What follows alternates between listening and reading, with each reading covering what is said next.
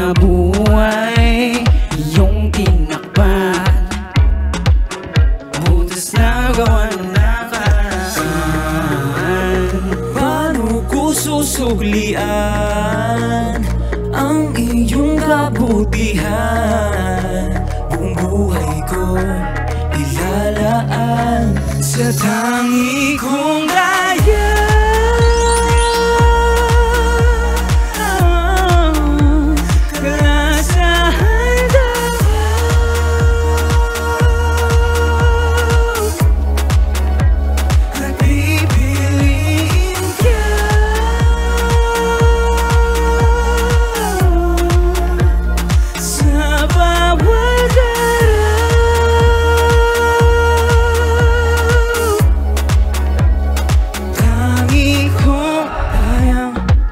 Nagagawa ko nang umiti. Ang bukas ay nakikita ko nang muli. Mga bining itinanim mo sa dilim, umuusbong unti-unti, mawala ang pingasin. Di ko hayaang manaig ang takot sa aking isip. Panatag ang puso dahil kasama ko ang tangi kong gaya.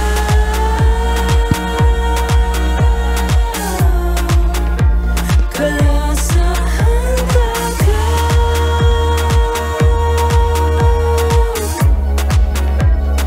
pipiliin ka.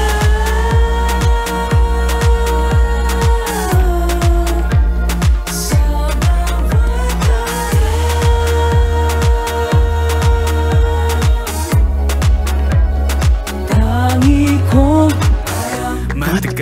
matagal din naging hangal, kung saan hinanap ang pagmamahal, pero walang nagtatagal.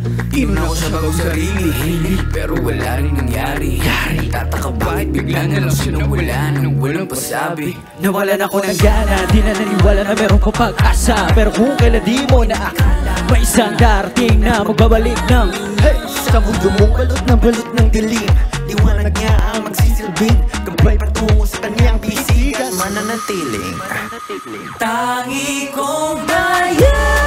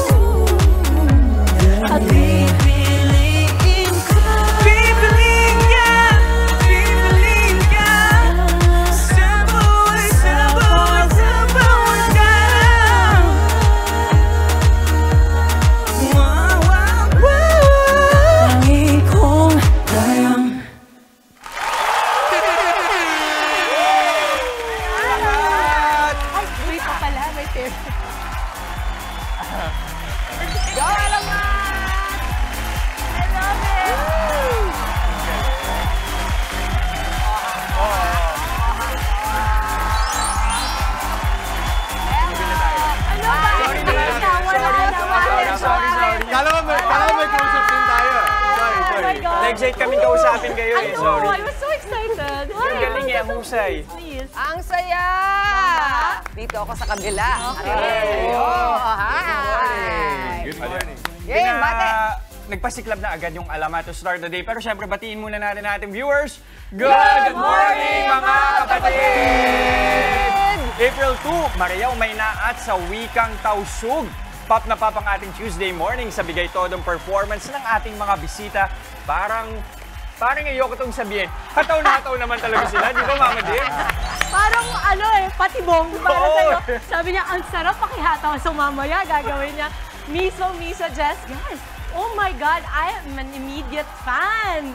I love the sound, ang bongga ninyo. Pero mamaya na yan, in fairness nga, ang lakas talaga maka-good vibes ng dance step nila, ng beat, ng music, at kahit yung mismong presence ng mga batang artists na ito, parang at home na sila dito sa studio natin. Right, Zach? Yes, din. Shout out, At magiliw na pagbate sa kanilang fandom. Mabuhay ang mga tulad naming magiliw! At syempre, mabuhay ang Pinoy music, Mami Chiki. Mabuhay! di ba? Siyempre, kung Pinoy music lang din naman ang pag-uusapan, hindi pa huli rin ang kauna-unahang multilingual Pinoy pop group talaga. Galing sila sa kung saan sa buong Pilipinas, from north to south, may representation, di ba? Kaya mag-ingay tayo lahat para sa pagbabalik. Good morning, kapatid! Nina Mo, Alas, Taneo, Jao, Tomas, and RJ Alamat! Pwede ba natin isa-isahin Yes, sila? tapos Ayan, baka pwede niyong batiin yung mga kapatid natin using your dialect. Ayan. Oo. Tamala. Alamat, tanda. Shock nito na yun, may isang Kalinga kin Ilocano, nagapoy jay Tabuk City, Kalinga. Nice. Good morning mga kapatid! And ako si Mo, isang Filipino galing Casileos, Zambales. Zambales. Maya pa abak kaya kayo nga, Yakoy Jao, meto nga Kapampangan ni Batkem, Magalang Pampanga. Gamampangan eh. Ini si Tomas, sarong Bicolano, hali pa sa Tabaco, City Albay. Uragos! Mo pa yung aga mga kabugtuan niya kay RG, usang wari-wari taga Borongan, Eastern Samar. Aray, Ngayon buntag siya tanan ako din si Alas, sa Bisaya, Gigan Davao City at kami ang Alamat! Nakaka-excite! Sobrang nakaka-excite! Maganda. Ako alam mo, ako talaga, malaking fan ako ng iba't ibang dialekto natin sa buong Pilipinas. Kasi sa totoo, nagagandahan na ako. Parang nakakailan pa at sexy Oo ang nga. mga dialekto natin. Meron ako ditong represent kasi si Boy at Bisaya. Pero ang akong bana Bisaya, taga-Cagayan. O kay Kabalo ko gawin, di naman baligya. Tapos, Kapampangan din ako and Bicolana din ako. Dami. Yes. So, ang naiwan mo na lang yung yung Kalinga, Ilocano, Zambales. Doon tayo sa Zambales, Tagalog. Ayun, Tagalog. Sabi na lang sa iyo, sa balikbayan dito. Ako yung balikbayan. Guys, kwentuhan nyo naman kami tungkol sa dayang. Kasi ito ay salitang tausog. Bakit napili nyo yung salitang tausog? Since we aim to represent each ethnicity here in the Philippines, you see the writer of the song Dayang, na-inspire po siya sa song na Maharani, which Sir Tyre created. Tapos this time, he took inspiration from Tausug. And there's this famous song na Dayang Dayang, which also came from Tausug. Yun din pala. Tausog din siya. Yung gusto ko talaga pinag-isipan, yung Ganda. konsepto, yung intensyon, nakakatuwa kayo. Pero dahil ang Dayang ay darling, tungkol saan yung kanta mismo na Dayang? Kanino? Tungkol Oo. kanino? Sino si Darling? Kahit sino yan. Pwede. Ang safe natin eh. Yes, kung sino yung we hold dear in our hearts. Our princess. Ganun. Yung dance steps nyo din ba, tausog? Kasi meron akong napansin na parang sabi ko kay Mami, hindi pa parang dance yan sa mga tribes? Ay, yes po. May mga Filipino martial arts po, like Kuntao and many more, which are from the South. Nice. Very nice, guys. Ang maganda din dito sa Alamat, bukod sa meron silang mga iba't ibang lengguwahe from all over the country na ginagamit sa mga kanta nila, madalas yung mga kanta nila, may mythical creatures. Ano-ano yung mga mythical creatures na nagamit na ninyo for your other songs? Tomas, sa day and night po. Sa day and night. Yung sa Day and Night si Magindara. Ano po Magindara. siya? Si Rena po siya sa amin sa Bicol. Mythical creature. Ayan. Magindara. Parang nagko-call out yan sa mga marino, di ba? Yes po. Yun yung isa naming song na Day and Night. Meron siya simula na parang yun yung huni ng isang Magindara. Oh, Yun. amazing. Ang gandang representation ng totoong kultura ng mga Pinoy. Sana magsulat din kayo ng mga kanta tungkol sa mga aswang, takbalang, ganyan. Meron po kami Meron? Aswang. Aswang talaga? Amazing, I'm listening. So, sino si Aswang? Ako yun. Actually, yung aswang pong kanta, hindi po siya, hindi parang siyang hate. Nakakatakot. Ano siya, love story din siya. Can you sample, please? Wow! Bella, yan, kaya natin.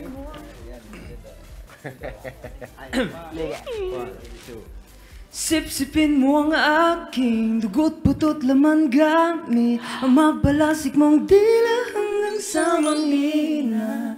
Wah! Ganda! Maganda! Martina, bakit isinasend mo sa akin to? Yung music supplier ko. Alam mo kung ano pa yung napansin ko, bukod sa iba-iba silang mga ethnicity at iba-ibang rehiyon sa Pilipinas, pati yung kanilang dating, Yes. iba-iba, di ba? Kanino ka nakaka-relate, Justin? Ano yung formang... Siguro sa leather pants. Alam mo naman, leather pants din ako araw-araw, di ba? Hindi, pero is this something na intentional din? Na parang talagang represent nyo rin yung inyong personality? Or kuminsan ikaw yung naka-leather, kuminsan ikaw yung naka-hat, ganon? Or meron ba talaga kayong mga personality? Actually, depende po sa namin, sa vibe namin for the day. Okay. So iba-iba rin. Yes po. Parang ako mas ito, mami. Oo nga eh. Mas yan ako. Parang, Si you're Jess gonna say, ito. sige. Ano po, since sabi nga po namin, ay sabi ni Joe kahapon, morning show to, so kailangan colorful. Yun. So, ito mga interpretasyon niya ng morning show, colorful, na yung vibe na gusto nyong dalhin. Yan Easy yun. vibe. So may mga araw ba na same ang sinusuot niyo? Parang, oy, wow, naka-blue ka rin ah. Hindi po siguro same, pero same textile po from the Philippines. From the Philippines. Yeah. Kasi hindi lang po kami sa kanta, sa sayaw, pati na rin po sa damit. All around po talaga. Yes po. At in addition to that, gusto ko rin i-add na meron po kaming stylist, si Miss Bea. And she's the one who like styles us in accordance to what our event is. Yeah, Bea. Ayun. Bea is an amazing stylist, Yeah. can I just say? Hi, Bea. Kasi kilala yung branding ninyo. Ang ganda. Okay, wait, ito na. Magpapaturo daw ng sayaw si Jester. Talaga ba? Talaga gawin natin. Hindi ko nga Hello, binabasa. internationally acclaimed. Kailangan syempre masasabi natin, on Tuesday. Hindi, alam sa totoo lang yung mga nanay na nanonood sa inyo, ito yung palagi nilang gusto yung tinuturuan natin sila na gumalaw. Yung Habang mga nanay, nagluluto di ba? Sabi ni yan. Mami Chiki, yung mga Gusto-gusto nanay. nila nakita yung mga Nanay, kalalakihan na nagsasayaw. Ayan. Oo, sige, turuan nyo naman let's kami. Okay, are you ready for our dance tutorial? We are so ready. Tanay, parang dance game, no? Meron nagsasalita bago mag-start. Okay, ready. Okay, so first is Satang. Tak, tak. and then 1 and 2. Uy, very ethnic. Oh. Di ba parang Pinoy na Pinoy po? Hirap naman. Okay, ulitin na. Hanggang doon lang tayo. Parang nakahiwala yung katawan mo ba? Sumuko na agad. From the top. Di ba pwedeng ganun lang? Satangi. Ayan, Jess. Ready? Satangi. Okay, ready? 6, 7.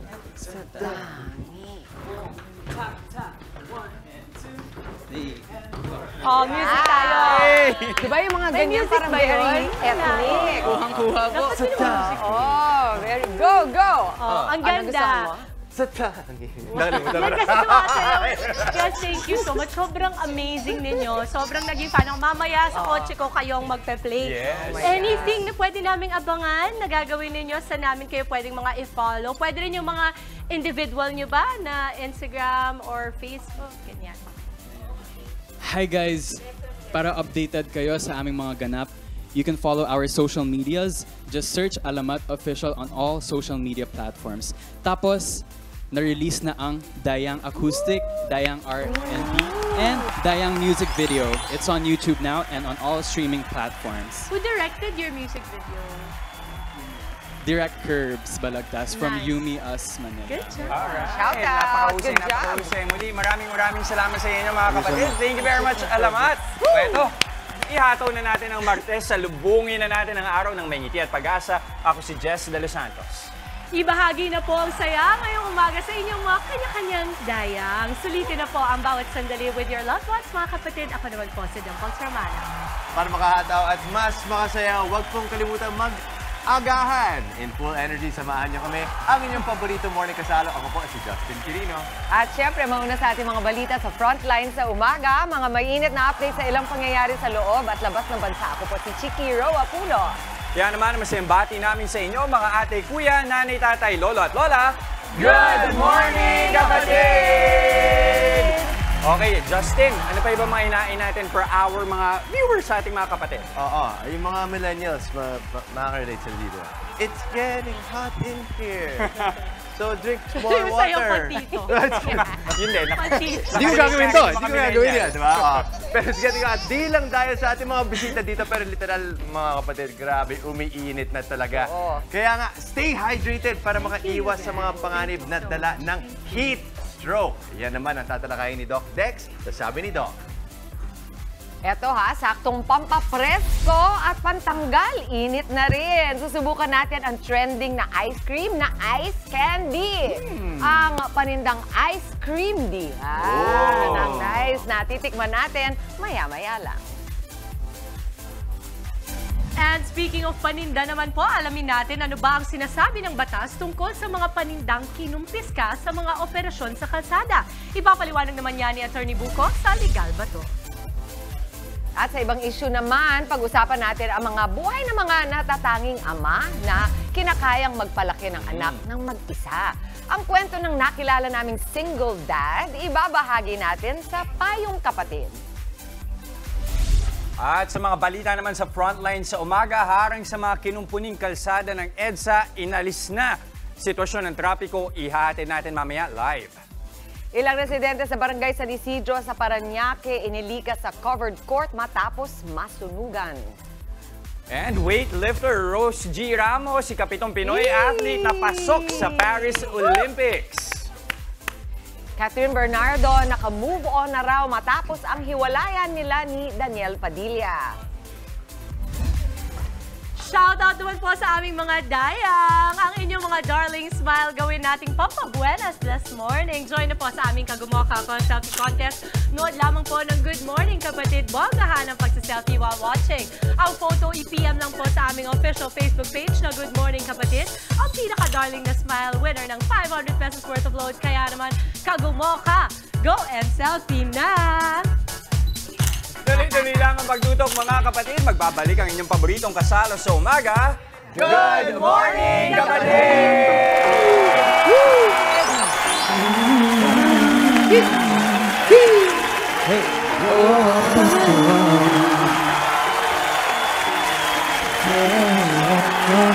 Alamat, hagarap! Maubos na ang kakain.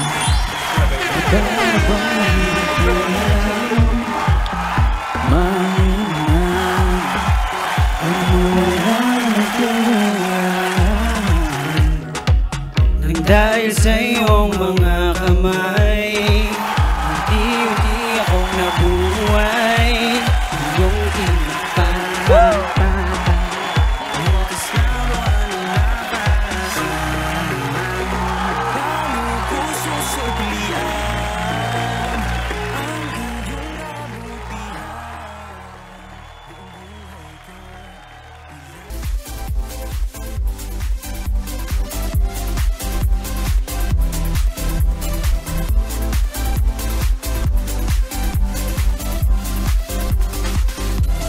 Nagbabalik po ang Good Morning Kapatid. Ito, simula na naman ng matinding init ng panahon. Huwag po yung baliwalain dahil bata man o matanda, posibleng tamaan ng hisog. Baliwalain! Huwag mo baliwalain! Di ba?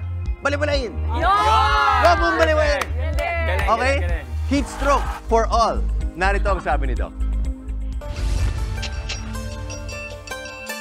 Kaliwat kanan na naman ang mga pasyal ngayong tag-init. Pero ingat-ingat pa rin po dahil uso naman ang heat stroke. Ito ang kondisyon kung saan nag-overheat na o nasa 40 degrees Celsius na o higit pa ang temperatura ng ating mga katawan. Tinatawag din po itong sunstroke dahil madalas itong nararanasan kapag matindi ang sikat ng araw. Nangangailangan po ng atensyong medikal o ng agarang atensyong medikal ang kondisyong ito. Sakaling hindi maagapan ay maaaring makapaminsala po ito sa ating mga utak, sa ating mga puso, kidneys, muscles o mauwi rin sa pagkamatay. Pinaka-at risk dito ang mga bata at may edad 50 pataas. Gayon din ang mga atleta, mga buntis, mga nakatira sa masisikip na lugar at mga nagtatrabaho sa ilalim ng sikat ng araw. Mas prone din po sa heat stroke ang mga lalaki, mga may hilig uminom ng alak at mga obese. Ilan sa mga sintomas ito ay ang sumusunod. Bigla ang pagbabago sa behavior, maaaring pagiging irritable, maaari din pagkakaroon ng pagkahilo, pagdedelirio at pagkawala ng malay. Kapansin-pansin din po ang panunuyo at pumula ng balat, pagkahingal at mabilis na tibok ng puso na may kasama pang pananakit ng ulo. Sakali pong mayroon kayong makikitang taong nakararanas ng heat stroke, dapat madala na agad sila sa lilim o mas malamig na lugar. Makatutulong din pong bawasan ang suot nila at pababain ang temperatura sa tulong ng yelo o basang tuwalya. Ugaliin po nating uminom ng tubig para makaiwas tayo sa dehydration sa mga panahong ito. Iwasan din po mabibigat na exercise o gawain lalo na ngayong mainit ang panahon. Magsuot ng light-colored clothes. Huwag magbilad sa matinding sikat ng araw ng higit 15 minutos. Habol tip na lamang din po natin na magbaon kayo parati ng payong, ng sombrero at salamin kung sakaling kayo ay lalabas. Kung may mga tanong pa kayo tungkol sa inyong mga kalusugan, huwag magatubili. I-ask Doc Dex nyo na yan sa aking Facebook page o sa official page ng Good Morning Kapatid. Ramdam nyo na yung init. Sobra. Diba, no? OA. Uy, nakakatakot yan. Lalo sa mga senior citizens natin at mga kids. Alam ko may mga schools na ngayon nagde-decide sila or municipalities na nagpapauwi maaga because nga daw yung heat index ay mas gagrabe. And ayan, yun yung binalita natin kanina. Pino-forecast nila na magiging mas malala yung heat index today. Kaya si Muntinlupa City, for example, suspended na yung classes. Nandyan sila, Alonzo. Quezon din May mga cases talaga. Ako gusto ko yung payo ni Maui. Tungkol sa aircon. Yung aircon yun. Alam ko, payo mo shopping. Ako rin yung alam nung payo. Pero okay yun eh. Uy, aircon, totoo. Tapos matipid pag you just keep it on. Pero maliban sa aircon, one way is to really stay hydrated. If you cannot stay indoors, tubig po mga kapatid, importante. At saka, i-bring up ko lang, huwag natin kalimutan ang ating mga pets, mga aso, mga animals. And plants. too. Alam mo, natutuwa ako, share ko lang, nagpunta kami nung daughter ko sa restaurant kahapon. So, nakalimutan ko po yung inumin, kasama namin yung aso namin, si Sky, nakalimutan namin dalhin yung tubig niya. Tapos alam mo, nag-offer yung restaurant, meron silang bowl for pets. May bowl sila pang aso, pinainom nila. So, nakakatuwa yung mga establishments na are ready also sa mga ganung mga cases. So, huwag natin kalimutan. Sa mga kapatid natin na hindi maiiwasang lumabas, katulad yung sinabi ni Doc Dex, mga munting paalala, magdala kayo ng payong or cap, wear light-colored clothes kahit paano yung hindi sana masikip para mas okay yung pakiramdam sa katawan. Eh, paano pag medyo, kasi nagkain tayo ng Holy Week, talaga medyo masikip. Lahat masikip. Hindi naman tayo para alam mo, Jester. Binanggit din kanina, as much as possible, kahit paano medyo loose fitting. Totoo yun. At saka, maligo, madalas siguro. Kasi I think baka dapat talagang maligo. Pwede naman talaga maligo, pero pwede ring dalasan siguro. Kasi di ba pag yung init grabe, minsan 2 to 3 times naliligo tayo ng malamig, di ba? Para to cool down the body. Okay. Nako, ang dami pa natin pwedeng pag-usapan dyan kasi nakakainit ang ulo yung init. Pero ito hindi. Segue naman tayo sa ibang init. Init na nakaka-good vibes sa mga pinadalang selfies sa ating Good Morning Kapatid Facebook page. Ito po sila. Hi! Oh, cute! Parang walang init ng ulo yan. Nasa indoors kasi, nasa indoors. Yes, tama yan. Chill na chill sila. Nag-enjoy lang sila manood sa atin sa Good Morning Kapatid. Alamat! Minsan nagkakaraoke pa, ayan. Yung kalamat hat, yung boat hat. Kanina, oo nga. Finger heart. Boat hat? Dalawa? Ayan, mga kapatid, more selfies lamang po isama nyo na sa inyong mensahe kung saan lugar kayo naroroon. Ang mapipili po may instant 500 pesos worth of load sa ating Kagumuha Kako Selfie Contest. Eto naman kay Justin tayo. Na-chill, na-chill. Yeah. Wag bali-balain yung ano. Bali-bala. Talagang pinupush mo pa rin. Alam mo yung salita, nahihilo na siya sa'yo. Tapos bali-balain. Pampachill baka mo ito. Sagot na namin kayo. Subukan natin ang trending na pampalamig na ice cream tea. Tikman natin, maya-maya lang. Sa legal ba to, alamin natin ang sinasabi ng batas sa pagpapatupad ng sidewalk demolition. At sa payong kapatid, tunghayan ang kwento ng isang single dad na nagsusumikap itaguyod ang kanyang 4 na anak. Huwag na huwag po kayong alis. Magbabalik ang inyong paboritong morning kasalo, ang Good Morning Kapatid!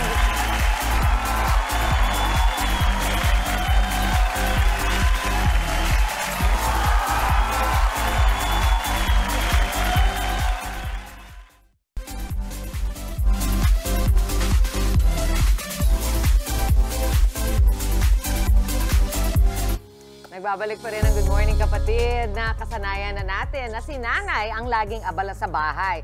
Pero kaya rin gawin yan ng isang super tatay. Ang kwento ng isang single dad, tunghayan.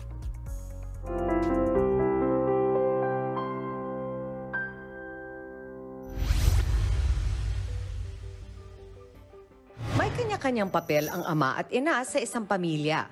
Pareho silang mahalaga sa paglaki ng mga bata. Pero papaano kung mag-isa mo lang tinataguyod ang iyong mga anak? Yan ang kwento ng single dad na si Marjun o mas kilala sa social media bilang si Papa Rich. Mag-isa niyang inaalagaan ang 3 sa 4 niyang anak. Ayoko rin talagang i-give up yung mga anak ko kasi mostly, di ba, ang mga lalaki talagang iniiwan yung mga anak nila kasi mas masarap nga naman yung buhay na wala kang responsibilidad. Kasi gusto ko, ako yung magpapalaki sa mga anak ko, ako yung magbibigay ng suporta sa kanila, kalungkot mag-isa eh. So yung mga anak ko, sila na lang yung happiness ko eh, sila lang yung meron ako. Hindi ko talaga sila kaya i-give up eh. Umaalalay naman daw sa pag-aalaga ng mga bata ang dating kinakasama ni Papa Rich. Sa kabila niya, nararamdaman niya pa rin ang bigat ng pagiging solo parent. Ang bigat ng responsibilidad ng pagiging isang parents eh. Kailangan po talaga yung parents, yung mommy, daddy ng bata, dapat talaga nandyan yan 24/7 kasi lalo na ganyan pa sila kalilit. Ang hirap. Sakit sa ulo pag mga ganyang bata pa eh. Pursigido raw si Papa Rich na mabigyan ng magandang kinabukasan ang lahat ng mga anak niya. Iniisip ko talaga yung future namin ng mga anak ko, mabigyan ko sila ng magandang buhay. Payo ng eksperto, importante ang pagkakaroon ng matibay na support system para sa mga single parent na gaya ni Papa Rich. Hindi rin daw dapat kalimutan ng mga solo parent ang kanilang sarili. Take care of yourself. So you can only give what you have. So wag mo hayaan na maubos ka, ma-drain ka completely, mentally, emotionally, spiritually, even physically. Take care of yourself. Work on building healthy connections around you kasi you need also yung love, you need the attention, the care also from other people so you can care for your kid. Ayun, ang hirap na nga maging parent period, di ba? Tapos gagawin mo pa ng mag-isa. Ang tanong ko sa inyo, ito yung naisip ko the whole time, pinapanood ko si Papa Rich. Ano yung mga bagay, Justin, na alam mong pag meron kang kailangan, mami mo ang tatakbuhan, hindi daddy? First of all, saludo ako kay Papa Rich, no? Single dad of 4 siya. Follow niyo siya sa TikTok. Papa Rich with 2 H's. No? So, kay mommy, kasi medyo disciplinarian yung daddy ko. So, mas malambing yung mom ko. Kapag kailangan ng explanation kung bakit mali yung ginawa ko, sa kanya ako pupunta. Diba? Pag yung dad ko, magagalit mo siya. Ginawa yan, gano'n, diba? So, ganun yung, ganun yung dynamic namin. Typical, no? Kayo, parang thinking about yung, kumbaga, stereotype o yung mga nakagawian natin na in-expect sa nanay kumpara sa yung in-expect natin sa tatay. Ako, mami, pagdating sa nanay ko, doon ako tama yun doon ako naghahanap ng nurturing. So para makita si Daddy Rich or si Papa Rich na nurturing as well, bagong konsepto yun sa akin. Kasi lumaki ako sa tahanan na very old school, no? So sa tatay ko, very nurturing siya, pero in a very stern, firm manner. Ang nanay ko, firm din siya, mas masungit siya sa tatay ko, pero pagdating sa pag-aalaga, siya yun. So yun yung natutunan ko, na if I have to rely on yung, paano ba, ang Tagalog ng stability, paano ba? Yung pagiging stable, sa tatay ko yan kinukuha. Na parang, pagka naubusan ako ng pag-asa, hindi ko sa nanay ko yun hinihingi, sa tatay ko. Parang alam ko lang na pag nandiyan yung tatay ko, may dala akong lakas. Parang may kanya-kanyang purpose sila na yung parents natin. Depende sa kung anong kailangan nating makuha for that time or moment. Yun natin kinukuha. Pero si Papa Rich, sobrang saludo ako sa kanya. Because meron din siyang softness for the kids na syempre, I feel like ginawa niya yun kasi no choice. Kumbaga kailangan niyang ibigay lahat pagiging nanay at pagiging tatay sa mga anak niya. Same din for me. Yung tatay ko yung disciplinarian, siya din yung provider talaga. Pero at the same time, if you need emotional support sa nanay, pero ang isang amazing din sa nanay ko, between the two of them, siya din yung risk taker. So pag meron akong gustong desisyon na siya yung natagilid. Hindi. Natagilid. Parang alangan may suporta ako makukuha. Pero di ba, mommy, kasi sa physicality, iba din yun. Pag sa babae kasi, pag yung mga pinagdadaanan ng kababaihan, usually sa nanay mo yun sinasabi. Di ba? Sa tatay mo, medyo nakakahiya yun. Parang very common tong experiences natin, I'm sure, sa karamihan. At yan talaga yung pinaka-challenge, I think, para sa mga single dad, di ba? Kasi kailangan mong i-embody yung, di lang yung tatay, kung hindi yung nanay din. And kaya yung sinasabi nga ni nung ating expert na kailangan mo talagang suporta. Kasi paano mo naman tutulong yung mga things na mga babae na kailangan nilang daanan, hingi ka talaga ng suporta at saka yung self-care. Pero idadagdag ko pa doon kasi I think pinakamalaking challenge din sa kanila, unang-una, yung guilt na wala yung nanay. Kasi syempre maghahanap yung asan yung mami ko? Ba't wala akong mami? Kasi very typical, makikita nila yung mga kaibigan nila, may tatakbuhan for all of these things, di ba? Second, yung pagbalanse, syempre, kasi ikaw rin ang provider. So, paano yung oras mo? Di ba? Doon papasok din syempre yung guilt, saka yung pagod and frustration dahil sa kakabalance mo, di ba? Sa And third, I think yung hindi natin naiisip, yung loneliness din. Kasi isipin mo, alam ba, kaming mga may asawa, hindi lang yung physical na tulong na ma-share nung asawa mo, pero yung at the end of the day, may kasangga ka. Meron kang ka-share ng mahirap at masarap sa pagiging tatay at nanay. Di ba? Yung mag-uusap kayong ganyan. Yung wala kang gano'n, yun yung parang pinaka-mahirap for any single parent. So, parang these things na tayo nakapaligid, yun siguro pwede tayong sumuporta doon. Napunan natin yung ganong klaseng bagay. And then for sa mga single parents, siguro ang pwede niyong gawin, maybe yung 3 things na unang-una, be clear about your communication. Kung paano nyo kausapin yung mga bata, kailangan mas klaro kasi 2 tao yung di ba? At saka be clear also about yung feelings nyo. Kasi pag malaman nila, may feeling ka na nahihirapan ka dun sa papel mo, baka lalo silang mas maging madali para sa iyo. Parang tutulong pa sila bilang mga anak, di ba? At magiging mas open din sila sa'yo, di ba? Tapos second, I think, while you trust your instincts, kailangan mag-prepare ka rin. Talagang kailangan mas konting aral pa. Pag-aralan mo, ano ba yung mga bagay na pinagdadaanan mga teenager na babae, or gano'n, yung mga gano'n. So, kailangan talaga merong gano'n. And third, yun na nga, yung self-compassion. Sabi niya, kalimutan yung sarili mo. Kasi, yun, hindi mo mabibigay kung anong wala.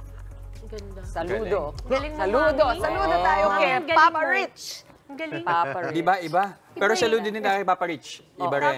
Papa Rich. Galing. Sana makuha niya lahat ng suporta na kailangan niya bilang isang single dad.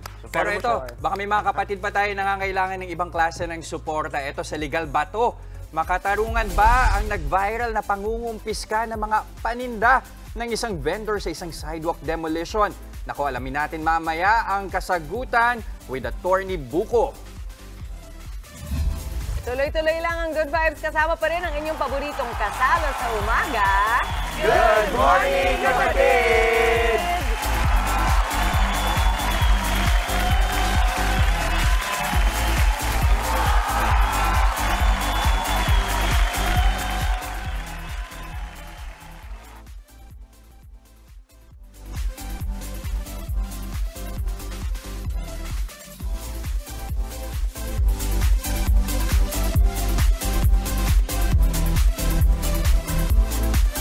Nagbabalik po ang Good Morning Kapatid. Okay, usapang sidewalk naman po tayo.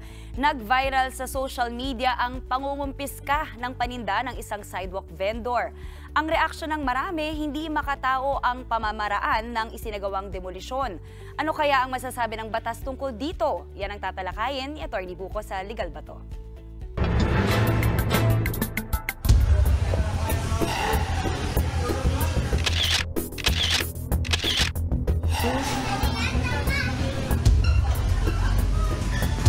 Mga kapatid, nag-viral sa social media ang nakunang sidewalk demolition.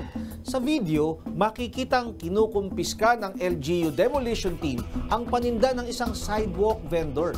Napaluhan na lang ang vendor dahil tinangay lahat ng kanyang paninda at wala siyang nagawa. Sa ganitong sitwasyon, legal nga ba ang ginawang pagkumpiska ng LGU sa lahat ng paninda ng sidewalk vendor? Legal po ito. Ayon sa Article 695 ng Civil Code, ang mga bagay na nakaharang sa sidewalk o kalsada na walang permit at maaaring maging hadlang o obstruction sa trapiko o panganib sa kaligtasan ng tao ay itinuturing na nuisance. Ayon sa Article 695 ng Civil Code, maaaring alisin ng agaran ng gobyerno ang anumang harang o obstruction o panganib sa kalsada o sidewalk kahit walang court order. Ang tawag po dito ay abatement of nuisance. Subalit, ayon din sa nasabing batas, dapat ay sumunod sa tamang proseso ang LGU na magde-demolish o magkukumpiska. Ano ang mga panuntunan? Una, kailangan may prior notice at demand na alisin ang mga nasabing obstruction. Pangalawa, hindi sumunod ang may-ari ng mga paninda o ng obstruction.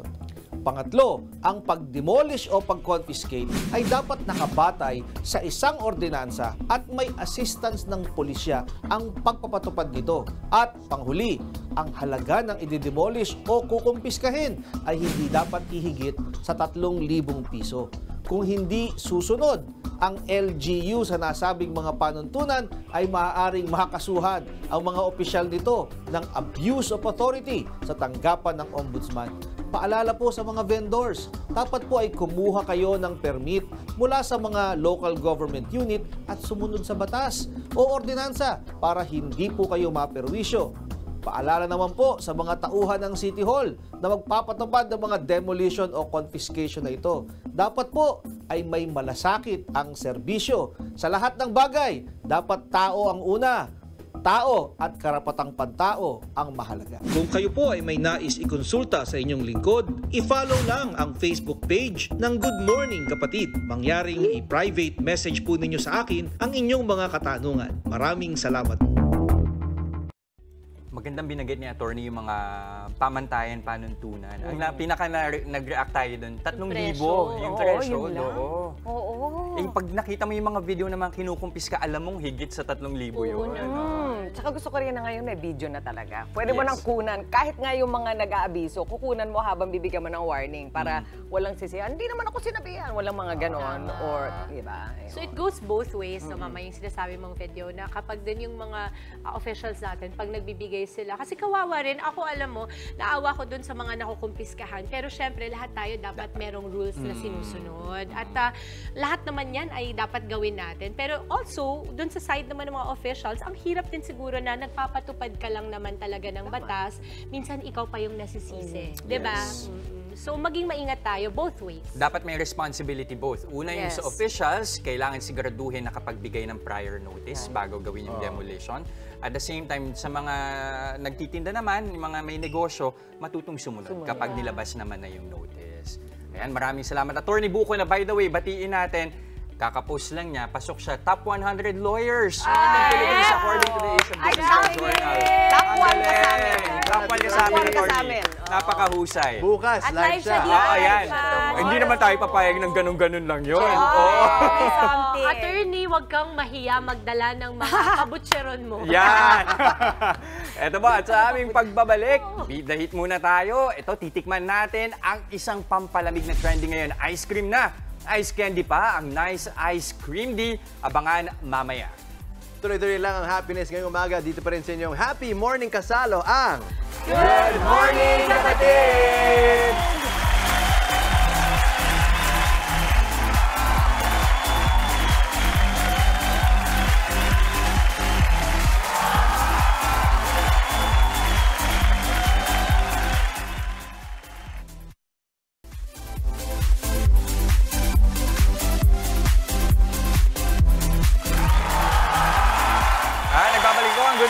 Kapatid, the heat is on. Hindi lang sa Saigon, pero dito sa studio ngayon. Yan naman, kaliwat kanan na ang paghanap natin ng pagkain na instant pampaku. Ayun, that's right, Jess. At isa nga po sa mga paboritong pampalamig tuwing tag-init ay ang ice candy. Dito ako lumaki Pero itong ibibida nating negosyo, ice candy na, ice cream pa. At para ibida po yan, ang patok nilang creamy ice candy. Kasama po natin si Sir Mike Gatbonton ng Nice Ice Cream D. Cream D? Ano pala to? Tongue twister pala. Okay. Saan nanggaling yung idea ng Cream D? Ice cream, cream cake na, tama ba ako? Kaya mo pa ba? Cake ng ice candy. Nalito na ako. Ang kulit Sinabi ko na, di ba winarnigan ko na, tongue twister, pero sige, gusto mo na Sige na, go! Sir Mike, pasensya ka na sa anak ko, ha? No problem. Nakugulo talaga siya on a day-to-day basis. Ang inspirasyon po kasi natin is yung tayo po nakagawian na ice candy, no? Yung humihiwalay yung juice doon sa mismong yellow po, no? So ang ginawa ko namin is nilevel up po namin siya. So it's an ice cream na nakalagay lang po talaga sa stick, kaya we called it ice cream. Kaya pwede ka makarami. Kanina pa si Mami Chiki nakaabang eh. Alam, abangan din natin kung sinong unang mamamantsahan. Magkano ang isa? Ang SRP po na ito is 12 pesos per piece. Okay. Wow. Tapos yung isang bucket po namin is 799 for 80 pieces. Na iba-ibang klase? Yes po, assorted po siya. So ideal sa mga may handaan, mga road trip, na gusto may Napansin pampalamig. ko po, meron po siyang expiration date. Yes. Bakit po? Siyempre po, yung mga nakagawian po, hindi alam kung kailan nagawa, kailan masisira. Ito po kasi we're proud na umaabot po to hanggang 6 months. Wow. Nakalagay March 27 ginawa, pero Yes, pwede siya hanggang September 20. Yes. Basta nakakita ko sa Yes, freezer. so tulad po ng any ice cream, kailangan kept frozen po sila. Anong milk ang ginagamit natin? We use sweetened condensed milk po. Simple lang actually ang ano, no? Ang galing lang ng Yes. konsepto ninyo. Kasi Yes ang ganda po. ng packaging. Yes Actually, po. at yung name, nice. Nice. It's really nice po. It's really Yes po. nice. Actually, ang inspirasyon po namin dyan ay yung mga nanay po na gumagawa ng ice candy sa bahay at gustong kumita ng extra. Sila po yung nagsilbi namin na inspirasyon dito po sa aming negosyo. Pero hindi pa kayo nagre-reseller? Wala pa kayo Actually, yung ang mga resellers po namin ay mga nanay actually. We have 500 resellers nationwide. Wow. So mula Luzon, Visayas, and Mindanao, we distribute our products po. Pwede maging reseller. Yes, resellers, distributors, and dealers. And again, i-mention natin kasi kanina I asked you kung saan makukuha sa website and you said hindi lang ito yung produkto ninyo. Yes Very po. quickly, ano yung mga iba pa? Yes, aside po dito sa Nice Ice Crabby, meron din po kaming authentic Kapampangan sisig, meron po kaming crispy pata, meron kaming mga pork barbecue, and they can check it out po sa aming website sa www.nanangs.com. Okay, Alam mo, ayan ito yung website nila. Tinan mo. Oo, gagawa daw tayo. Q, ikaw na. Kapag gumagawa sila, Ma'am Chiki, anong nasa na yung avocado? Ayan, kasama si Jay dito gagawa na. Okay, Jade po. Habang Jade, gumagawa kayo, okay. gets na gets ko na yung cream D. Talagang pinaghalo mong ice candy. Yung ice candy ang dating, ice candy yung pagkain mo, pero ice cream talaga ang Ikaw, ano yung gusto niya sa'yo? Ano, paubos na yun? Paubos na yun. Ano yan, Sobrang ube? lasang sa yung avocado. Alam mong hindi nila tinipid. Ano to? Ano po to? Bakit po yung isa light Taro milk tea po. Taro milk tea! Iba pa sa O, ube. yan na. Ikaw na. Ube. Ube yung sa'yo. Taro milk tea. Ano ba, Jane, yung pinaka popular?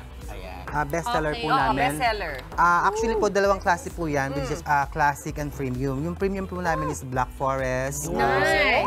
Mango Wow. cheesecake, at saka yung Choco Fudge po. Pero Nice. tagta 12 pesos din yun, Mike. Yes po, lahat po okay. sila across all. Ano na po, 12 Nice. Sige, ako. Okay. Kasi yung iba gusto yung mga purist, gusto nila yung mga After po kilala na yan, nila mga pag na-mix na po. mangga. Correct. Meron ba kayong mangga? Yes, meron po kaming mangga. Melon. Meron kaming melon. yun. Meron po kaming avocado. Melon akong tanong. Meron. Medyo ano siya. Sige. Kala. Yung melon. Alin ang melon dito, Mike? And then, add po natin yung powder flavor, which is cocoa powder. Bawal mong galaw niya. Okay. Ayan, gumagawa na si Mama Dips. Oy, Mama Ako, Mama Dips, sa kapatid ka, ha? Ingat. Ano yan? Oo, ingat Chocolate po. ba yan? Yes po. Pure cocoa po talaga yung ginagamit namin to make sure po na high quality po. So, inuna mo, Dimps, yung... Yung pong water and ano yung isa? dry ingredients po namin na Dry starch. ingredients. Yung white base po niya. Ayan. Yan. Tapos i-add natin yung... Halo-halo lang hanggang makuha po yung consistency natin. Yung Na ginagawa nila, creamy. James, Yes. ngayon, ilang servings ang magagawa niya? Ito po mga around, ano lang po yan, mga 10 to 15 pieces. Oo, kasi nga creamy Yes po. sila. Pero when we manufacture, ano po talaga, we use machine. Oo, yun na nga, nakikita ko nga, meron kami papakita sa inyo, talagang machine na may manufacturing Yes na po, kayo, yes po. plant, or meron na Nakakapag-produce po yan ng around 20 to 30,000 pieces per day. Wow! Hanggang saan na ba maramihan umaabot na yung talaga. mga Ito, produkto? hanggang Mindanao po Hanggang actually. Mindanao. Luzon, Nice. Visayas, and Mindanao po. Sobrang legit. Teka muna, talagang Ito yung mga finished product natin. Yes po, ito no? po So yung this is output. avocado. Yes, avocado. Strawberry. Yes po. And Choco fudge po, Choco yes. fudge. Yes Anong po. difference ng Choco fudge sa Black Forest? Actually, yung Black Forest, ang inspiration po namin, yung chocolate, cake version po. So may cherries. Yes po. Ano yun? Cherry? May hint po siya ng cherry po. flavor. Yes po. Yung Choco Fudge is actually talaga pong made from pure cocoa po talaga. Amazing. Okay, sa susunod na kabanata, nakakadalawa na tayo. Sir, habang busy sila dahil Yes mukhang po. ang Mama Chiki ko nagustuhan ng mga flavors mo, saan ka namin pwedeng makontakt, i-follow? Ayan. You can follow us po sa aming Facebook page, Nice Ice Cremby Main, or pwede nyo po kaming bisitahin sa aming website, www.nanangs.com, or sa aming pong contact details, no? 0998-847-5491. Amazing! Maraming salamat, Sir Mike Gatbonto ng Nice Ice Cream D. Perfect for the heat. Yes. Diba? Yes. Heat, sabi mo kanina para sa all, para sa... Heat stroke. Heat stroke. Para hindi tayo Ice cream. Ice cream Okay. din na lang para sana all. Yes, eto na. Ngayon naman po may nanalo na sa ating Kagumokha ko selfie contest. Congratulations kay Daniel Madaraso. Hintayin lang ang mensahe ng aming staff para mag-claim ang inyong load. And that is it para sa ating Nice and Chill Tuesday. Spread happiness namin po mga kapatid. Isang makabuluhang umaga. Nagkakit namin sa inyong mga tahanan. Ay, sana nag-enjoy kayo sa aming mga pakulo this morning. Kita-kit pa rin po tayo bukas. Gawing habit ang pagtutok sa amin every morning para siksik ang araw ninyo sa saya at informasyon. Mga mainit na balita, taka-inspire ng mga kwento. Yan at marami pang iba. Kasama ang inyong Fave Morning Kasalo. Ito ang Good Morning, Kapatid!